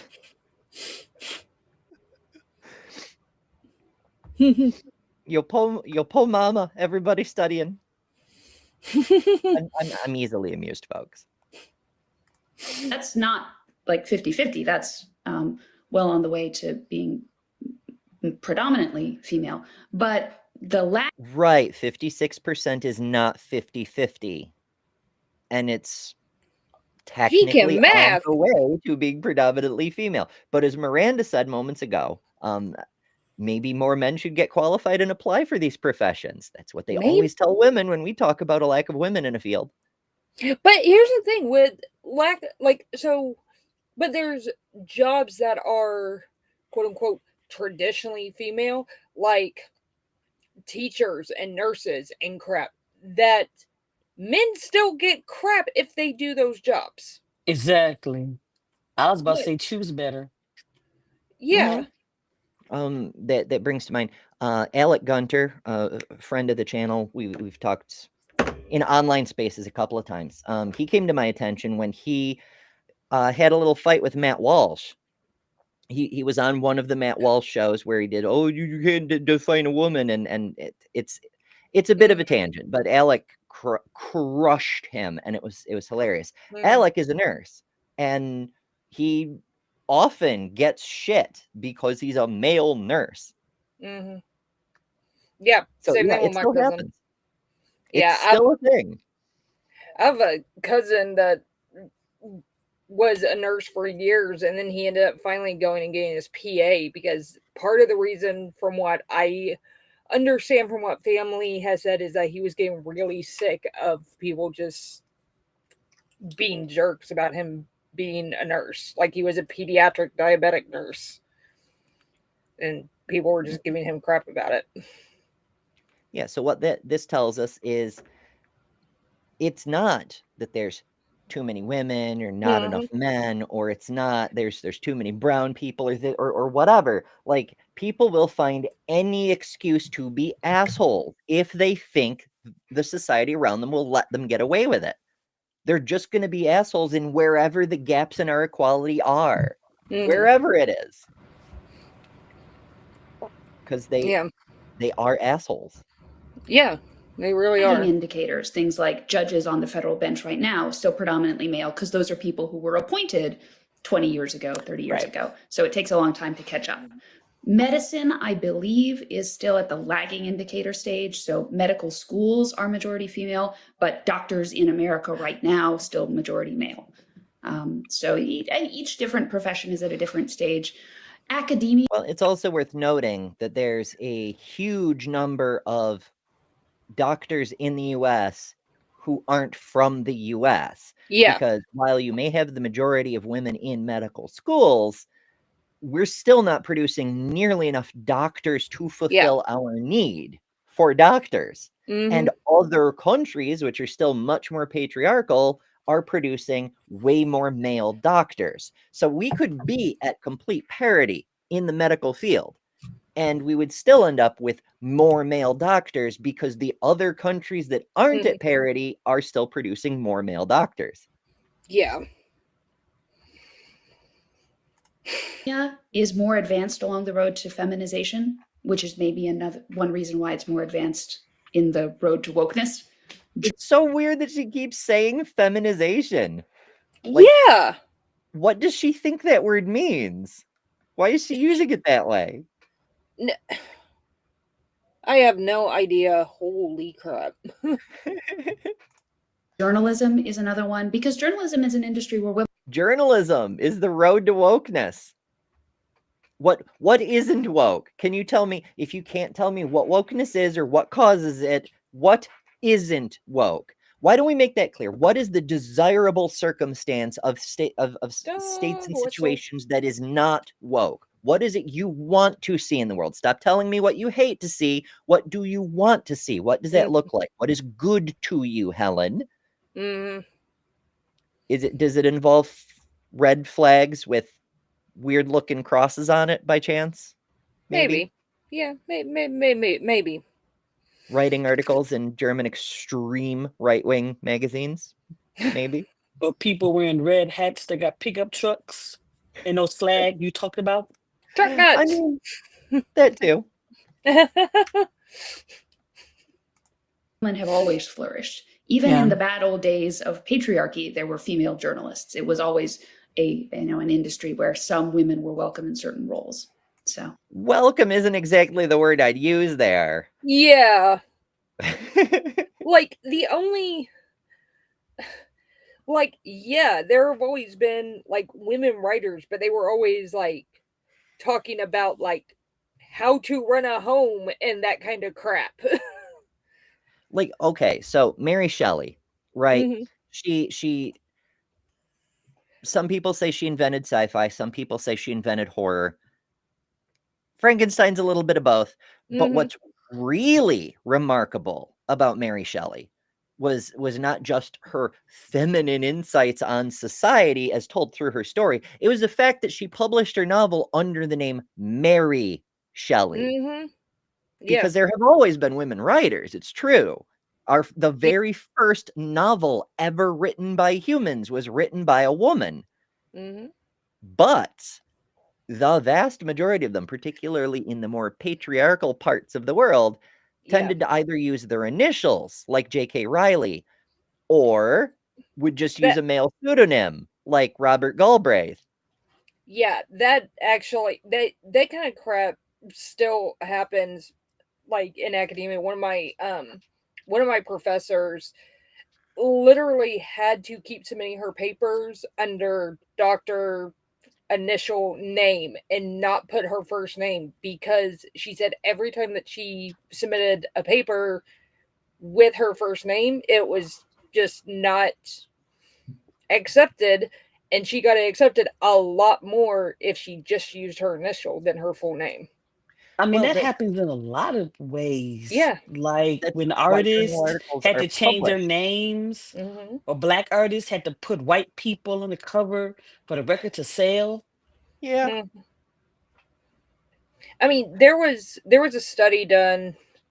It was a while back, but I know people have used this statistic where it was literally two resumes completely identical except for the names. And like one was a more quote unquote black sounding name, one was a more white sounding name, and they compared on who got calls back and who got hired. Mhm. And it was just like the numbers were just like insane at the time. And I mean, this was to say that was done like over a decade ago, and even then I was still like, holy crap, like this kind of crap is still happening and it's still going on. Dr. Kip says Mary Shelley wrote the first. No. The first novel was a Japanese woman like 1,000 years ago. I could look up her name, but I won't be able to pronounce it because I'm a dumb American. But yeah, it's from a ways back. She's doesn't know. amazing, but she didn't write the first novel ever. Kip doesn't know. He's written no books. That's true. What would he know about books or Yeah. writing at all, for that matter? Oh, I'm so waiting for that audiobook to come out. I swear, if I play the audiobook at night, that's the one thing that's going to calm my dogs down. My dogs, if I put on one of his stream, my dogs just chill out. All of them.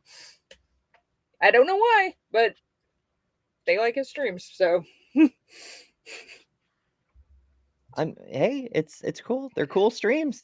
Kip likes Kip. They're very chill and often you learn cool shit. So Kip apparently, coincidentally, Ooh. has been watching Frankenstein instead of finishing the fucking audiobook. How dare you? How dare you? Get back to work. I'm still waiting. I have an Audible credit set aside. Yes, I do too. Oh, I'm gonna have to. But here's the thing: I'm gonna have to order the Audible from my son's account because for some reason my Amazon account will not let me review anything. And like I've been back and forth with them on email saying like, why am I not allowed to like review it? Because like I would review like I don't have that many. Why you gonna cuss us out like that? Dang, Kip, you gonna do us like that? Aw. I'm patiently waiting. Just FYI, I'm patiently waiting. No, If I you, mean, as you all know, I work on a lot of shit. Mhm. I'm yeah, like kind of trying to go for a tongue-in-cheek kind of way of reminding people that the book is out and soon the audiobook will be out too. But you know,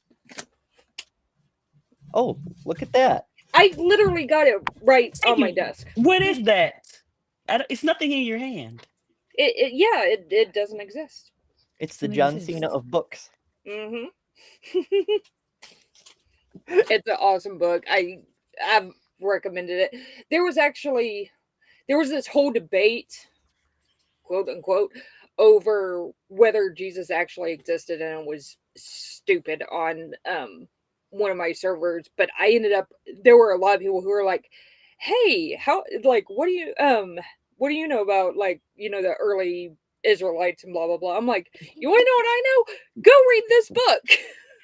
And so I kept posting, and a couple people told me they got it. So I don't know. I find the mythicism debates okay. Sometimes they're tiresome as hell, but sometimes they this are one was fun. tiresome as They're hell. they're just like it's like watching a flat Earth debate, right? Yeah, It's like there's a person saying, "Here's a fuck ton of evidence," and another person saying, "Nuh-uh."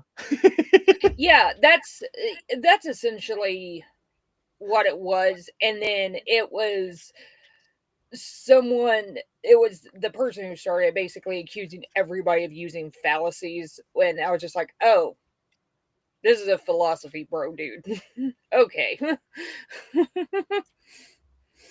So, but yeah, it was crazy. But yeah, I mean, apparently a couple You people could tell watched me it. to shut the fuck up anytime, Kip. Yeah, he can tell me to too. Oh man. Okay, so one of the things that I've often pointed out is that a lot of these types of fields where you have a lot of women, they also tend to be the sort of glamour professions. They are the jobs that are prestigious but don't necessarily pay the most money.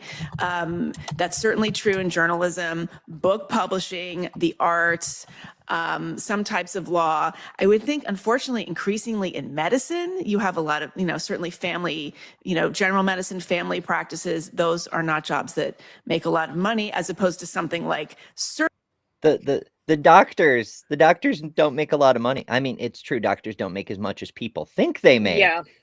But compared to, say being a YouTube person, it's a matter of where your own perspective in society is, what your socioeconomic status is.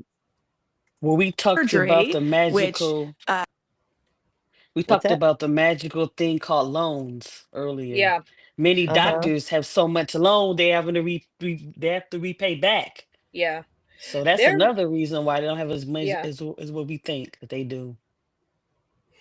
There's a couple doctor and MDs on social media that straight up said, I make more from YouTube and TikTok than I do at working as an actual doctor.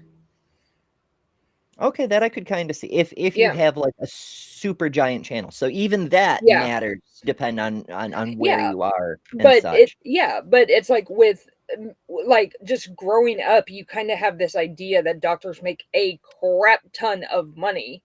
But yeah, like you're not including school loans and medical insurance and malpractice insurance and all that crap that comes with it. And many of them have to work in the low poverty and the high poverty area to help get some of those loans offset.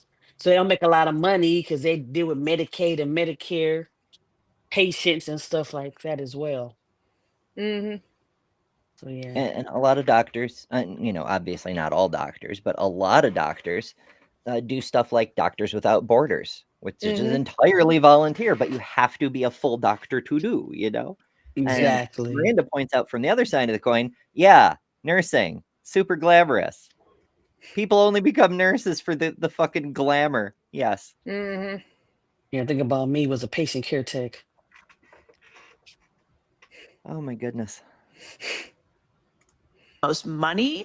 That's certainly true in journalism, book publishing, the arts, some types of law. I would think, unfortunately, increasingly in medicine, you have a lot of, certainly family, general medicine, family practices. Those are not jobs that make a lot of money, as opposed to something like surgery, which has, you're less, you have less control of your hours. And so more men are going to go into that because they're not trying to necessarily balance, child care with their jobs. So, I mean, what can you? The fuck is she rambling about?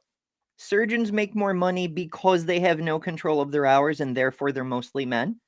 Like, what the hell? Incoherent. Whatever. Kip is also streaming later today instead of working on his book. Hey, I've been waiting for that one. It's him and Dan McClellan.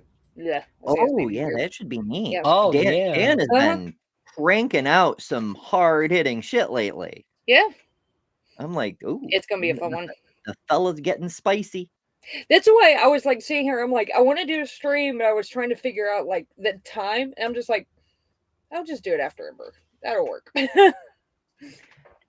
That's always you gotta best. do them when you can do them. Like when I can pull off a random evening stream, it's when I can do it. Because you're never gonna find a window when somebody isn't live. There's but I've kind of gotten. I totally realize that. So I've kind of got my list of people that I will not conflict with. Period. Kip is one of them because I will be watching the stream. I conflicted with Joe. Yeah. With our stream, but I didn't know he was streaming. Yeah, like I'll watch the reading Hebrew streams. I still don't speak a word of Hebrew. I hope to learn it at some point, but they're still a lot of fun. So his streams are fun. Similar experience with Dapper. Like Dapper will be like, well, if you go back to the Old French, which is related to the Germanic by way of the Swiss tribal people, this word actually means to crochet, or something. I'm like, I have no idea what the fuck just happened, but it drank, I guess. Yeah. I love Dapper. Dapper's awesome. It's good advice, Kip. Try not to cross the streams. Yeah, good advice. Say about that. The best example of that phenomenon, which is 100% true, is the nonprofit world. Nonprofits in general, I believe the nonprofit workforce is 3/4 female. So overwhelmingly female. Because I believe we don't have statistics on that because nonprofits are overwhelmingly volunteer and no one has to send the IRS employee statistics on unpaid volunteers. So we do not have data for that. That's just a vibes-based conclusion she's come up with. Mm-hmm. Nonprofits is those are places you go to work if you're more interested in mission than money, if you're maybe not the breadwinner in your house. So that does tend to attract women. Okay, so what is wrong with this? What's the problem with the whole bunch of women at work or anywhere, really? Said the two women on the screen. I mean, in fairness, also all women, but we're not saying all women is a bad thing. Like the point of this show is women, right? Like I have nothing against our male friend creators, and I'll do other shows with men all day long, and some days literally all day long. But the point of this show is to feature women. So yeah, there's going to be women. So tell me, what's wrong about having women in all together? This is the crux of our episode, I think. Yeah, and to be clear, I like women, and that Madeleine Albright quote is annoying and feminist, but I do try and live it in my own life. I'm a journalist in conservatism, and there aren't a lot of women in that field. So anytime gee, I wonder what that could be, Helen. I find them, I try and lift them up and help them proceed. But for me, the number one or the most relevant difference in group dynamics between men and women is how they deal with conflict. I'm a journalist, an opinion journalist. That means I argue for a living. Wait. Are you an opinion columnist or are you a journalist? Because those are not the same thing, my dear. A You don't even journalist know. records what happened, just the facts, ma'am, as they say. An opinion columnist writes about their feelings about things. Like, you don't know the own description of your own job title. Well, it's that stolen valor Okay. bullshit that the right loves to do. Okay, in fairness, it's not just the right. There are people of every political alignment who do this kind of bullshit, where they're like, oh, well, I write stuff that gets published in a newspaper. That makes me a journalist. Like, ma'am, the weatherman writes stuff that gets published in the newspaper. He's a meteorologist, not a journalist. Like, you have your own job. Stop trying to steal a more glamorous title to pad your Yeah, like resume. the sports commentators and stuff like that. They're Abby columns. I mean, even the sports people, I would be more inclined to grant the title of journalist to, because they're recording what happened, and that's Oh, it's just the facts. A yeah, game that's was true. played. This player did this one cool thing, and here's the final score. It is technically journalism, even if Yeah, it's that. super trivial. Yeah, that's true though. I agree with you. Yeah. So if I'm arguing with you, trust me, it is a sign of respect.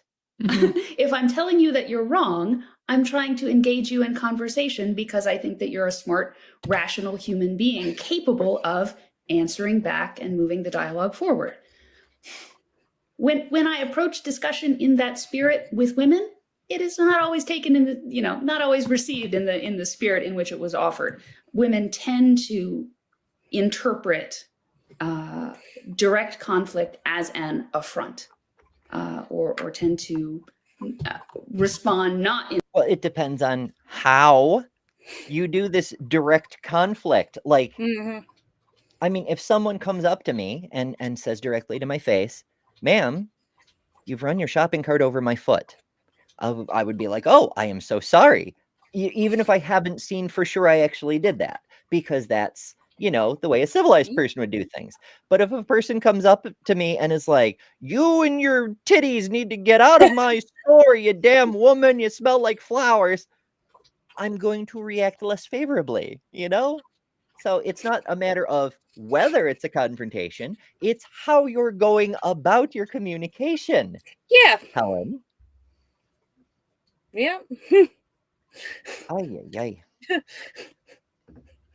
But no, let's make it, it's just what's between your legs. It's entirely gender-based. It's completely hormones and sex and etc. Just fucking hell.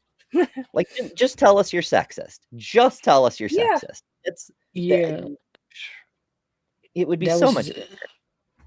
that was just I like one of mean, my. Go ahead. I was gonna say, it's just like, it annoys me to no end that the people who are sexist like this act like that's just the default position, and it's not.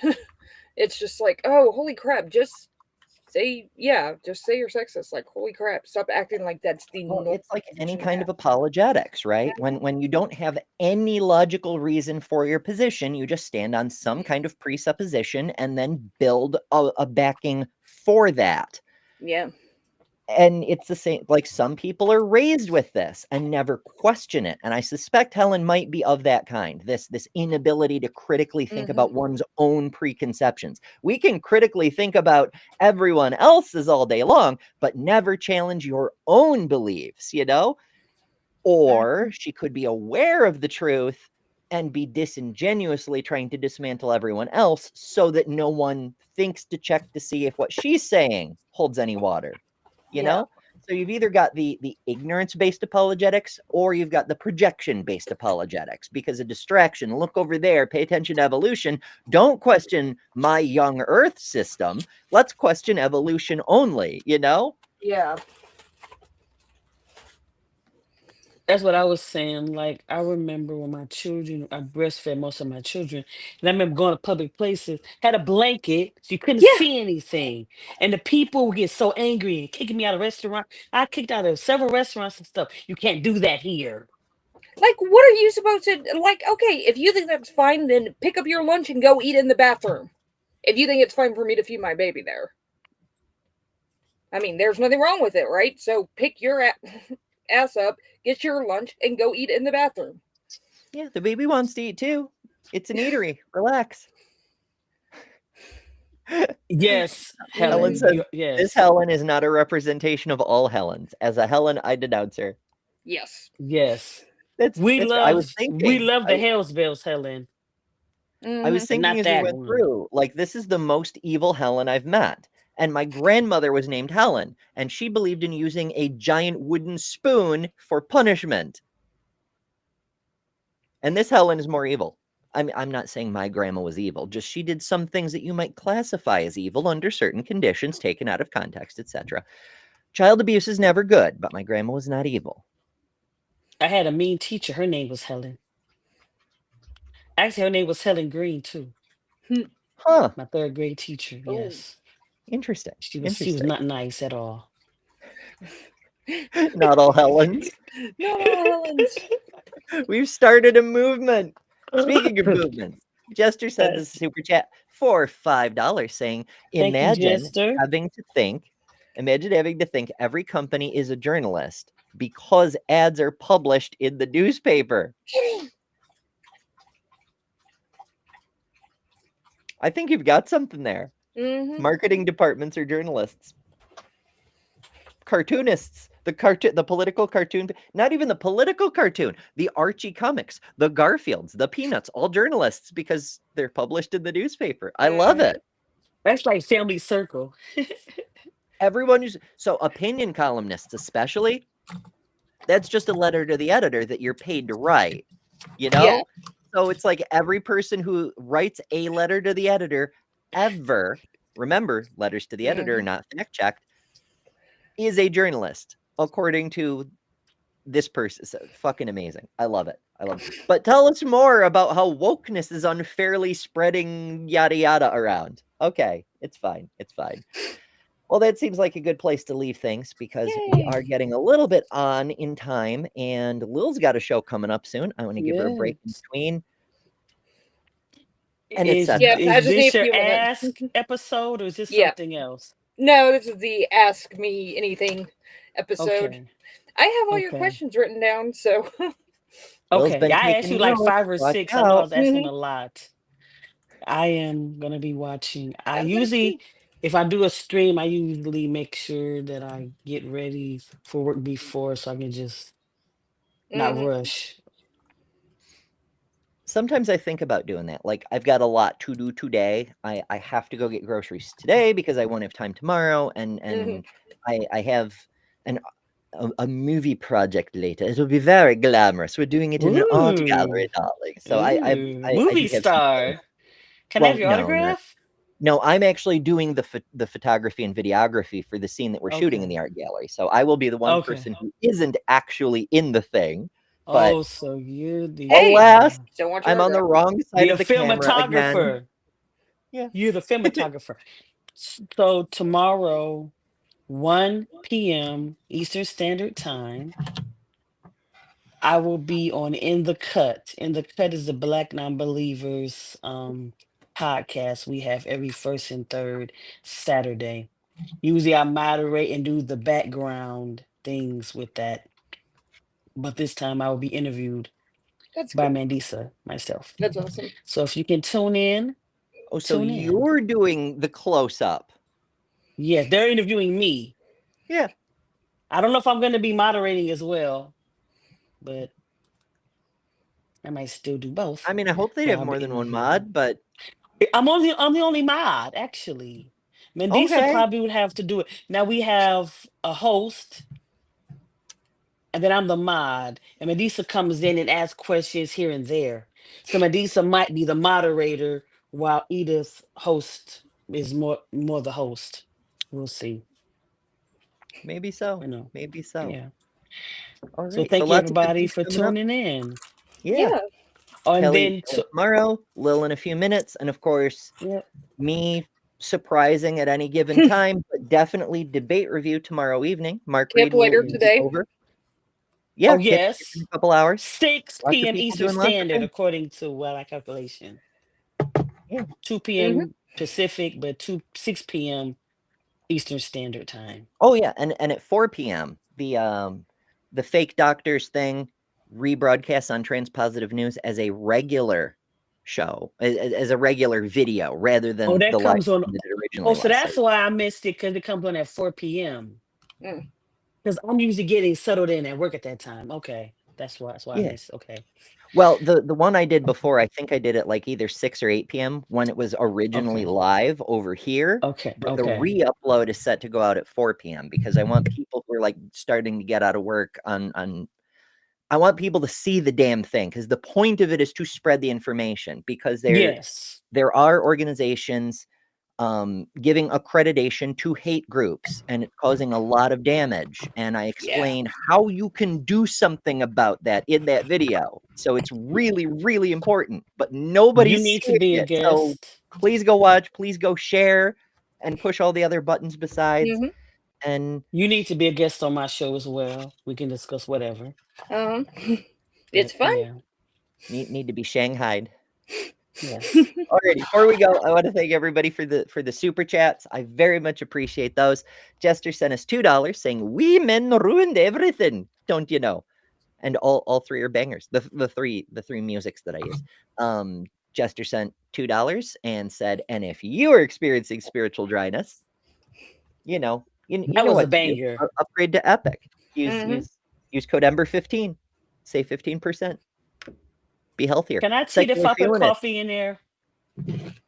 You could, but the filter might remove the coffee from the water. Oh, damn. That's a good point. Well, I was thinking about it staying warm because it's the metal ones. Yeah. Secular Feelinist, member chat for 2 months at the Cinder level. Thank you, SF. And says 2 months. Huzzah. Miranda sent $10. Thank you, Miranda. And says, "Wait, is this woman supposed to be a feminist? It doesn't seem like it, does it? My goodness." And I one Jester bit. wrapping us up with $5 saying, "Imagine having to think every company is a journalist because ads are published in the newspaper." Nil. So yeah.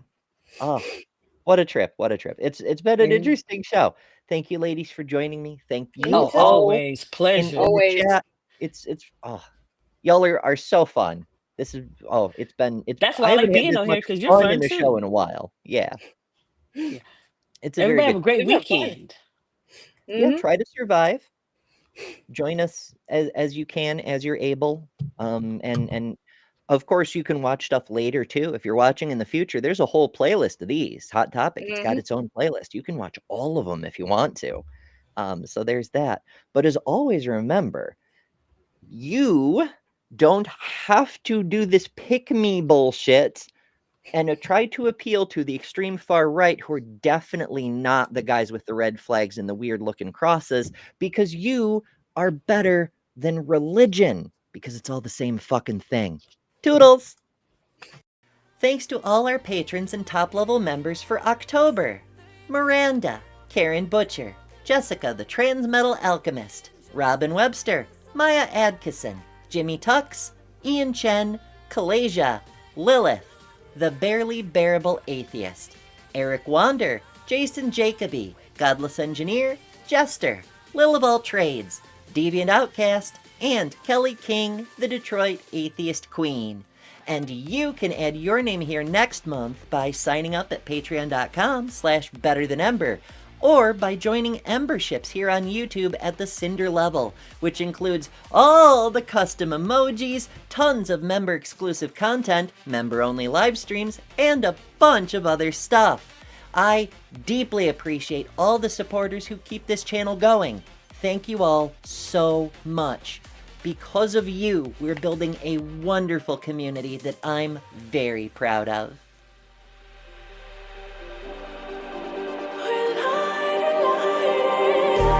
Just like a spark that glass breaking